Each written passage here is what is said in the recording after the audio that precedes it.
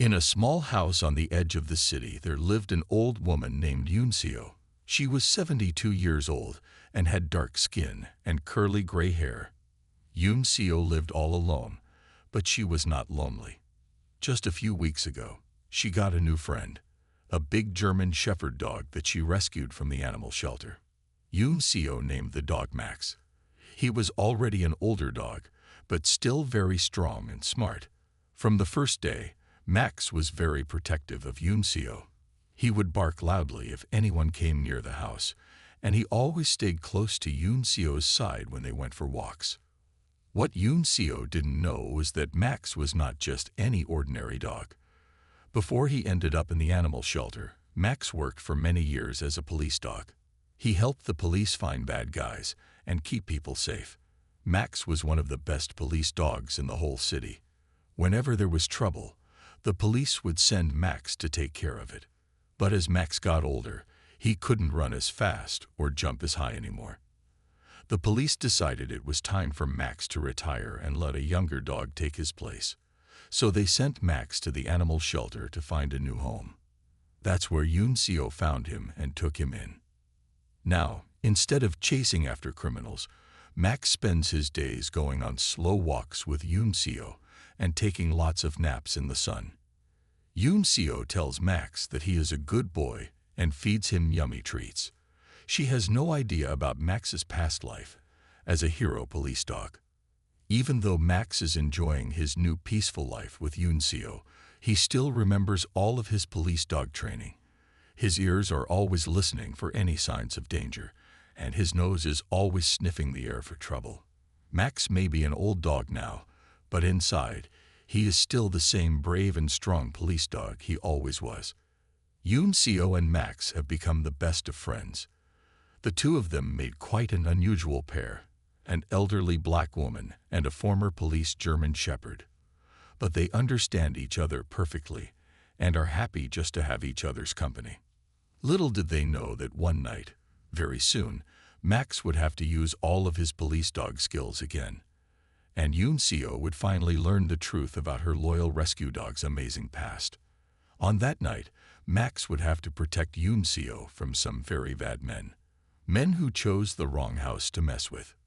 But for now, Yunseo and Max continued their quiet days together, unaware of the danger and excitement to come.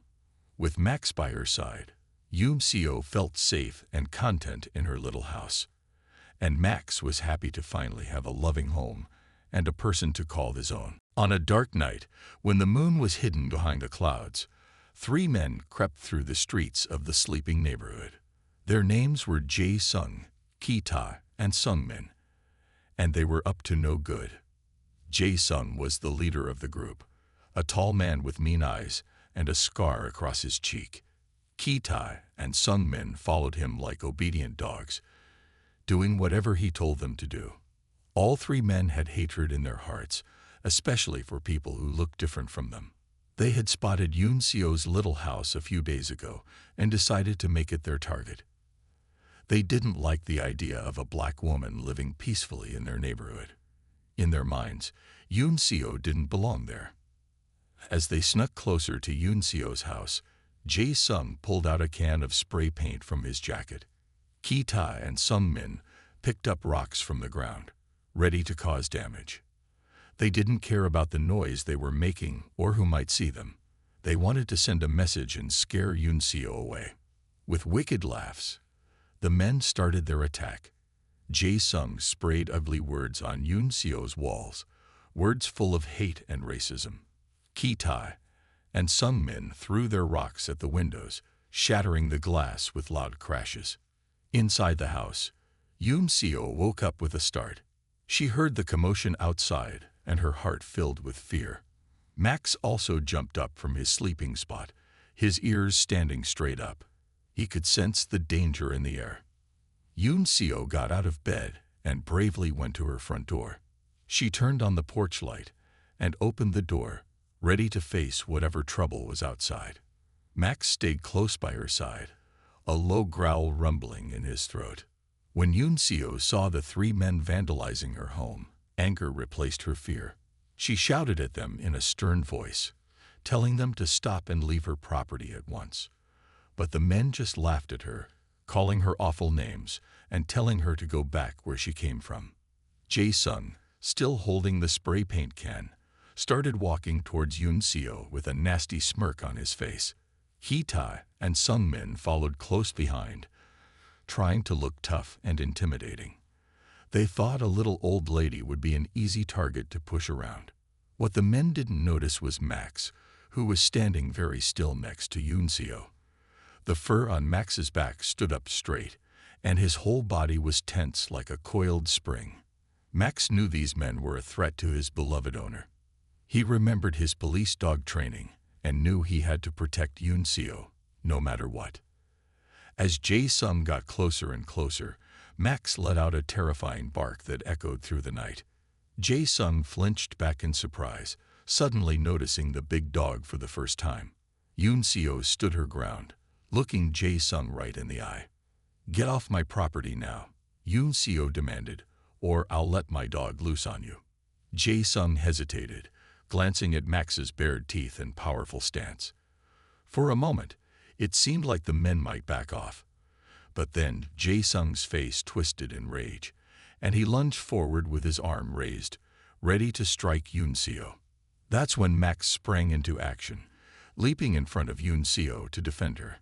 The racist men were about to learn that they had picked the wrong house and the wrong dog to mess with that night. As Jae-sung charged at Yoon-seo with his fist raised, time seemed to slow down. But Max was faster. Like a furry missile, the German shepherd launched himself at the attacking man. Max's teeth clamped down on Jae-sung's arm, stopping his punch in midair. Jae-sung screamed in pain and surprise as Max's powerful jaws locked onto him.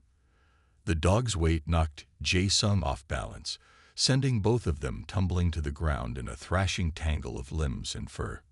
Yoon-seo stumbled back, her eyes wide with shock. Hee-ta and Sung-min froze, stunned by the sudden appearance of the snarling dog. They had never seen an animal move so fast and strike with such precision. Their brains could hardly process what was happening. On the ground, Jae-sung tried desperately to free his arm from Max's unyielding grip. He punched and kicked at the dog, yelling for his friends to help him. But Max held on tightly, his teeth sinking deeper into Jae-sung's flesh. Hee-ta unfroze first. He grabbed a large rock and advanced on Max, determined to save Jae-sung.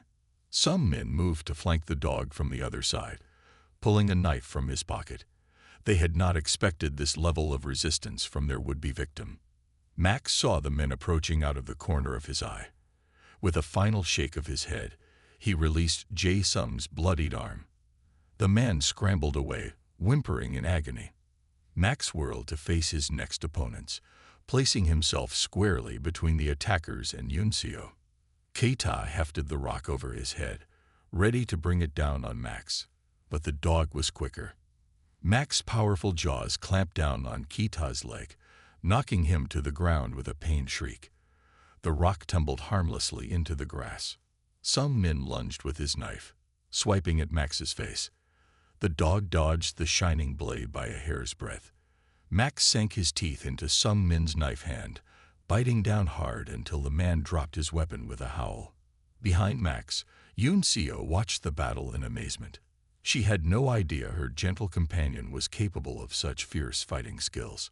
Max moved like a trained soldier, anticipating his enemy's moves and striking with ruthless efficiency.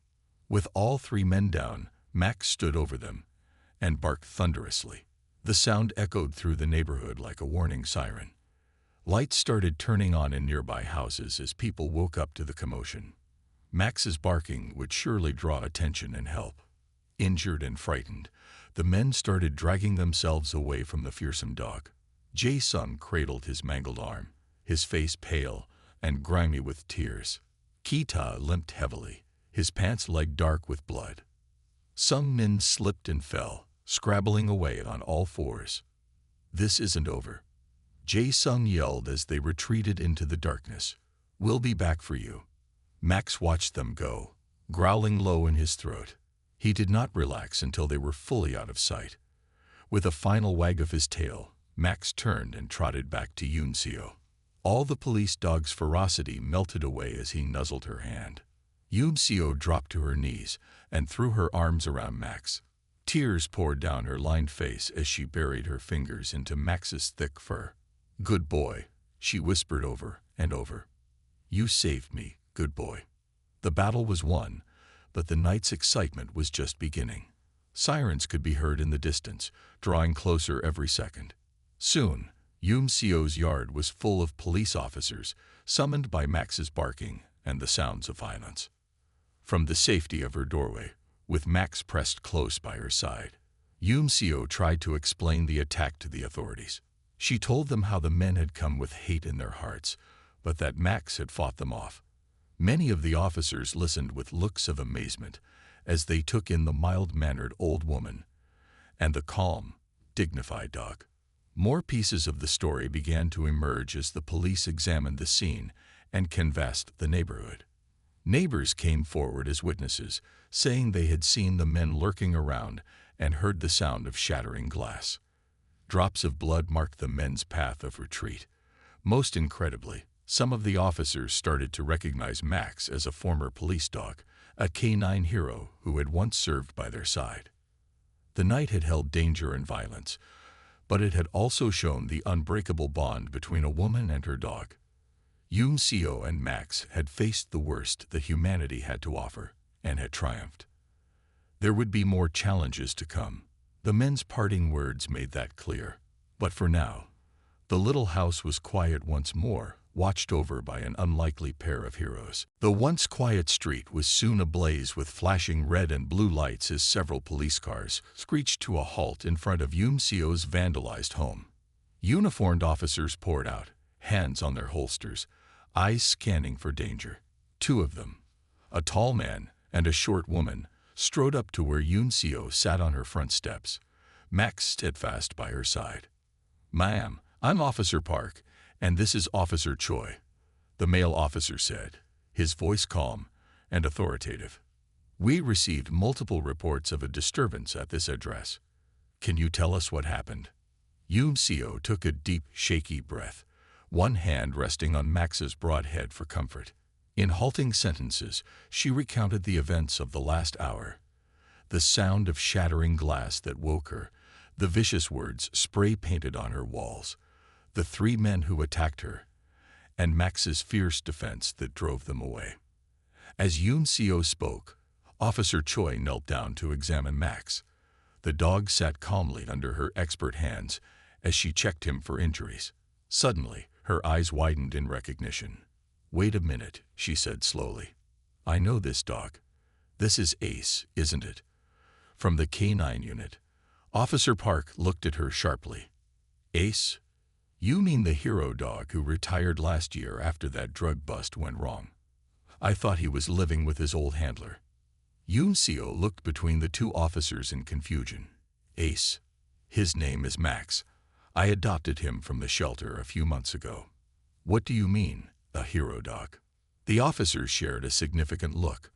Then Officer Park turned back to Yuncio and said, "Ma'am, it seems your dog Max is actually a highly decorated police dog named Ace. He served on the force for over 7 years and assisted in countless arrests and searches. He was even awarded a Medal of Valor for saving his partner's life during a shootout. Ace was retired last year due to age and injury.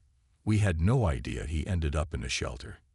Yuncio stared at Max in wonder, seeing him in a whole new light. Her beloved pet, a hero in disguise. Suddenly, his fearless defense of her made even more sense. As the officers continued to question Yuncio, other police fanned out around the property. They photographed the damaged windows and hate-filled graffiti. They bagged blood-stained rocks and a knife dropped by the fleeing men as evidence. They knocked on neighbors' doors, seeking witnesses and security camera footage. Slowly, the pieces of the night's events began to come together. An alert soon crackled over the officers' radios. 3 men fitting the suspects' descriptions had just checked into a nearby hospital. 2 were being treated for severe dog bites, while the third had a broken arm and missing teeth. All were under police guard. Officer Park smiled grimly at the news. "Looks like your Max did quite a number on his assailants," he told Yuncio. "We'll have them in custody as soon as they're patched up." As the investigation continued, a new figure arrived on the scene. A tall, grizzled man in a rumpled suit. He conferred briefly with the uniformed officers before approaching Yuncio. "Ms. Yuncio, I'm Detective Kang," he said, flashing a badge. "I'll be leading the investigation into this hate crime. I know you've been through an ordeal tonight, but I need to ask you some more questions about what happened and the men who attacked you." Over the next hour, Yuncio recounted her story multiple times, each telling unearthing new details. She described her attackers' faces, voices, clothing, and tattoos. She repeated the hateful slurs and threats they had hurled at her. She emphasized the leader's parting promise of return and retaliation. Through it all, Max leaned comfortingly against her side, a solid presence amidst the chaos. By the time the sky began to lighten with the first hints of dawn, Yuncio was exhausted but relieved. The police had collected a wealth of evidence from the scene and had all three of her attackers in custody. Detective Kang assured her that they would soon be booked on multiple felony charges. But even as Yuncio watched the police cars pull away, the detective's words of warning echoed in her mind. This had been a targeted, premeditated hate crime, not a random act of vandalism. The men had deliberately chosen her home, seeking to terrorize her for the color of her skin. And worst of all, the ringleader's final shout hinted that this might not be the end of their campaign of hate. Yuncio shivered despite the warm morning breeze. She knew that the police would do their best to protect her, but she couldn't shake the feeling of unease. Her home no longer felt like the safe haven it once was. She glanced down at Max, who gazed back at her with steady, knowing eyes. Somehow, the revelation of his police background made her feel better. With a retired hero by her side, perhaps she could face whatever the future might bring. In the days following the attack, Yuncio struggled to regain a sense of normalcy. Though the hateful graffiti had been scrubbed away and her broken windows boarded up, the echoes of that terrifying night lingered. She found herself jumping at every unexpected noise, peering out from behind curtains and double-checking locks. Her home, once a place of comfort and refuge, now felt fragile and violated. The one steady comfort was Max. The loyal German shepherd rarely left Yuncio's side, his presence a constant reassurance. When she woke from nightmares of cruel faces and shattering glass, Max was there, his warm weight pressed against her until her heartbeat slowed. When she ventured out for groceries or to give her statement at the police station, Max walked tall and alert beside her, a silent guardian. With him near, Yuncio felt a little less alone, a little more secure. As the police investigation progressed, Yuncio learned more about her faithful companion's history. Visiting officers, many of whom had worked with Max during his time on the force, filled in the gaps of his story. They told her how Max, then known as Ace, had been an elite member of the K9 unit, skilled in tracking, drug detection, and suspect apprehension. They described his fearless dedication, how he had once held an armed fugitive at bay for hours until backup could arrive, and how he had taken a knife slash meant for his human partner. Listening to their stories, Yuncio marveled at the hero dog she had unknowingly adopted. She had always sensed a keen intelligence and steadiness in Max beyond that of a normal pet, but she had never imagined the extent of his training and experience. It made his defense of her, an elderly woman he had known for mere months, all the more remarkable. Yuncio found her eyes dampening as she ran her fingers through Max's thick fur, whispering words of gratitude and wonder. As word of the hate crime against Yuncio and Max's valiant response spread, their story began to draw wider attention. Local news ran segments on the incident, highlighting the bravery of both the elderly woman and her police dog companion in the face of vicious racism. Community members, outraged by the attack, staged vigils and rallies in Yuncio's neighborhood, leaving flowers and cards of support on her doorstep. Online, the story went viral, shared across social media with hashtags like hashtag #StandWithYunSeo and hashtag #HateCrimeHeroes. For Yunseo, who had spent a lifetime keeping to herself and avoiding the spotlight, the sudden surge of attention was overwhelming. She was grateful for the outpouring of support, touched by the way complete strangers rallied around her. But at the same time, she couldn't shake a sense of unease, a fear that this publicity would only draw more notice from those who wished her harm. This fear was not unfounded. Even as detectives built their case against her attackers, disturbing details emerged. Searches of the men's homes and computers uncovered links to white supremacist groups, caches of weapons, and hateful manifestos detailing plans to drive minorities out of the neighborhood through terror and violence. It became clear that Yunseo and Max had not faced a random act of drunken vandalism, but a premeditated mission of hate. Faced with this dark reality, Yunseo wavered between despair and defiance. There were moments when she wanted to hide, to pack up her few belongings and Max, and disappear to somewhere no one knew her face or story. But then she would think of her parents, who had endured so much to build a life in this country, and of the many other immigrants and people of color facing similar prejudice and threats. She thought of Max, who had fought so bravely for a woman he barely knew, simply because it was the right thing to do. In those moments, Yunseo found an ember of courage within herself, a determination to stand her ground in the face of hate. She had lived in this neighborhood for decades, had built a quiet, honest life within the walls of her modest home. She refused to let terror and intimidation drive her from it now. So she went about her days with head held high.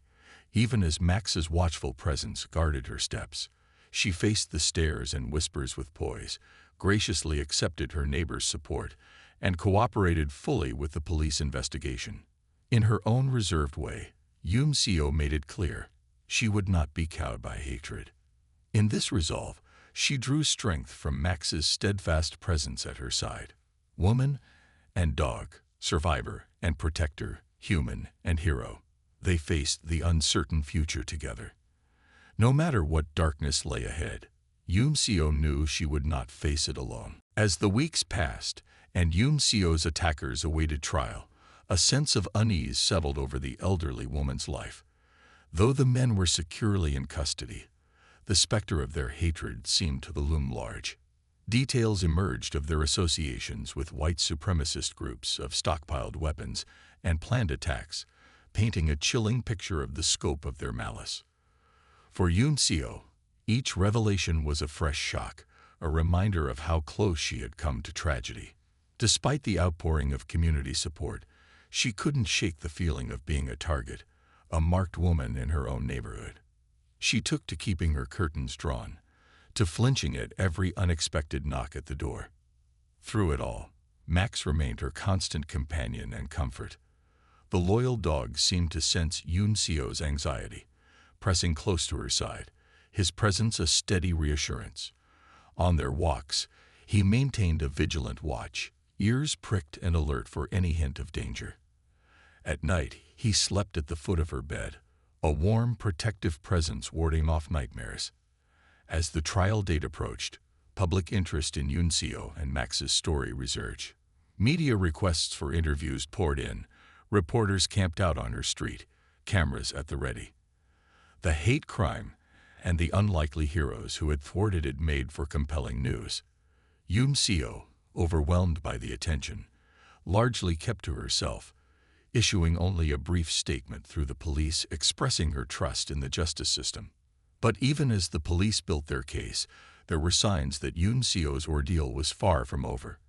Detective Kang reported with a grim face that the jailed men had been receiving a stream of visitors, fellow members of their hate group offering support, and barely veiled threats. Racist graffiti, similar to that scrawled on Yunseo's walls that terrifying night, began appearing around the neighborhood, ugly slurs and symbols of white supremacy. Yunseo's home, once a place of solace, started to feel more like a fortress. Police patrols of the area increased, a squad car often parked conspicuously across the street. Max, picking up on the heightened tension, grew increasingly protective, his hackles raising at the slightest provocation. When the trial finally began, Yoon-seo forced herself to attend, to face her attackers in the harsh light of the courtroom. Max, to the surprise of many, was permitted to accompany her, the judge recognizing his role in the crime and his importance to Yoon-seo's sense of security. The pair made for a somber sight in the gallery. The slight, elderly woman and the alert German shepherd, symbols of resilience in the face of hate. As prosecutors laid out their case, the depth of the men's hatred and the extent of their violent plans became undeniable. Witnesses recounted the men's long history of racist rhetoric and associations. Investigators detailed the caches of weapons and manifestos found in their homes. Forensic experts matched the men's wounds to Max's dental records with damning precision. Through it all, Yoon-seo sat ramrod straight in her seat, her face a mask of determination, even as Max pressed comfortingly against her leg. She would not give her attackers the satisfaction of seeing her break. In the moments when the ugliness threatened to overwhelm her, she focused on Max's steady warmth at her side, drawing strength from his unwavering loyalty. The trial reached a climax when the men, in a shocking display of audacity, attempted an act of intimidation right in the courtroom. As Yoon-seo took the stand to give her victim impact statement, the ringleader suddenly lunged to his feet, his face twisted with hatred as he spat vile slurs in her direction. But before he could take more than a step, Max was there, inserting his bulk between Yoon-seo and her attacker, his lips drawn back in a snarl that echoed through the stunned courtroom. The man froze, his bravado withering in the face of Max's protective fury. Guards quickly swarmed in, forcing the man back into his seat even as the judge pounded her gavel, threatening severe consequences for the outburst. In the aftermath, as her heart rate slowly returned to normal, Yoon-seo looked down at Max, who now sat calmly at her feet, as if nothing had happened. In his steadfast gaze, she saw a reflection of her own hard-won resolve. They had faced the worst of hatred together and emerged unbroken. But she knew, with a flicker of grim acknowledgement, that their fight was far from over. The men's final act of defiance was a warning, a promise of more hatred to come. The day of the sentencing arrived, gray and overcast, as if the weather itself understood the gravity of the occasion. Yoon-seo sat in the courtroom's hard wooden benches, Max a steady presence at her feet. She listened as the judge delivered the verdict. Guilty on all counts, the maximum sentence allowable. It should have been a moment of relief, of justice served and safety restored. But as the men were led away, the ringleader paused, catching Yoon-seo's eye with a look of pure malice. "This isn't over," he hissed, his voice carrying across the suddenly silent courtroom. "We have brothers everywhere. They'll finish what we started." The guards yanked him away. But his words lingered, a promise of hate unvanquished, an uneasy peace. In the weeks that followed, Yoon-seo tried to reclaim a sense of normalcy. She went about her daily routines, tending her small garden, cooking her simple meals, taking slow walks around the neighborhood with Max at her side. But a shadow hung over every moment, a constant sense of looking over her shoulder. The men who had attacked her might be behind bars, but their hatred, it seemed, remained unbound. Max sensed Yoon-seo's unease, sticking close to her side, his watchful gaze constantly scanning for threats. He had always been a protective presence, but now his vigilance took on a new intensity. It was as if he understood that their battle was not yet won, that the specter of danger still loomed. A chilling message. That specter took tangible form on a still, moonless night, some 2 months after the sentencing. Yoon-seo woke to the sound of shattering glass, a sickeningly familiar noise that sent her bolting upright in bed, her heart pounding. Max was already on his feet, hackles raised, a low growl rumbling in his throat. With trembling hands, Yoon-seo dialed 911, then crept to the window, Max pressing close to her side. In the darkness, she could just make out the glint of broken glass on her front lawn, the shadowy bulk of a brick lying amid the shards. As lights began to flicker on in neighboring houses and the distant wail of sirens grew louder, Yumseo spotted something else, a scrap of paper, fluttering in the night breeze, tied to the brick with a length of string. The police found her like that, standing ramrod straight in her doorway, Max at her side, the note clutched in her hand. Though she had known, on some level, that her ordeal was not over, seeing it spelled out in stark, hateful words made it suddenly, terribly real. The note was a reminder, a vicious taunt from the men who had tried to break her once and seemed determined to do so again. Resolve tested. In the harsh light of morning, as detectives dusted for prints and surveyed the damage, Yumseo felt a weariness settle deep into her bones. She was tired, so tired of feeling afraid in her own home, of bracing for the next act of cruelty. For a long moment, she entertained the idea of leaving, of packing up her few belongings and Max and disappearing to some distant place where no one knew her name or her story. But then Max leaned into her side, his steady warmth a silent reminder of all they had endured together. Yumseo thought of the long decades she had spent building a life in this house, in this community. She thought of her parents, who had faced so much hardship and hate with unbreakable dignity. To run now, to let the shadows of prejudice chase her from her own home, it would be a betrayal of everything she believed in, everything Max had fought to defend. A defiant stand. And so Yumseo squared her shoulders, looking out over her damaged lawn with a steely resolve. She would repair the broken window, just as she had before. She would tend her garden and walk her neighborhood with head held high. She would not let fear dictate her life. Max, seeming to sense her shift in mood, gave a soft bark of agreement, his tail stirring the air with a determined wag. That resolve was put to the test mere days later. Yumseo was returning from an evening walk with Max when she spotted the shadowy figures lurking near her front gate.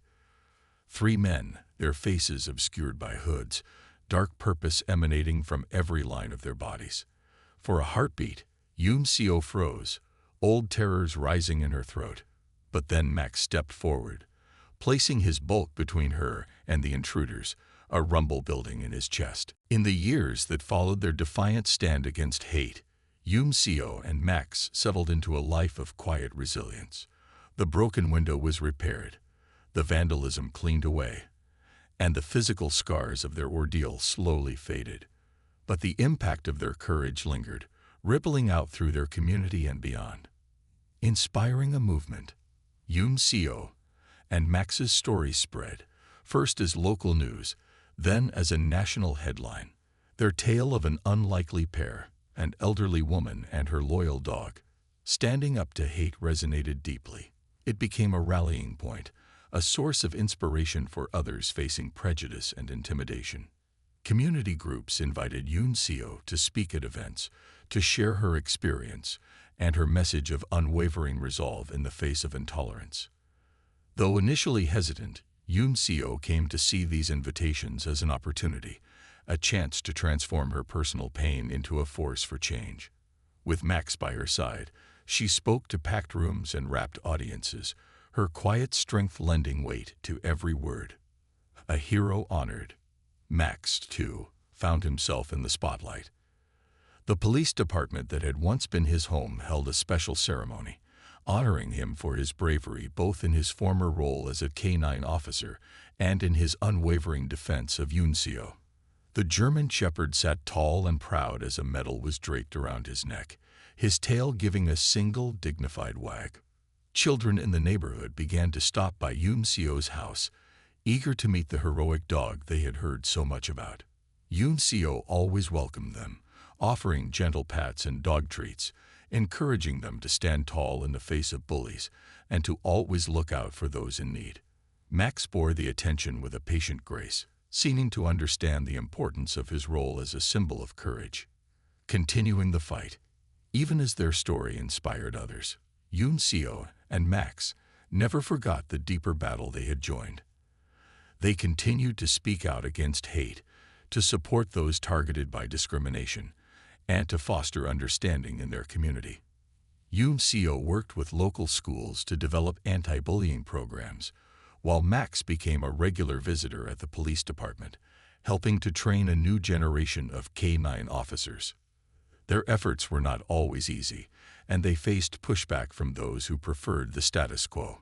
But Yoon-seo and Max met each challenge with the same steadfast resolve that had carried them through their darkest moments.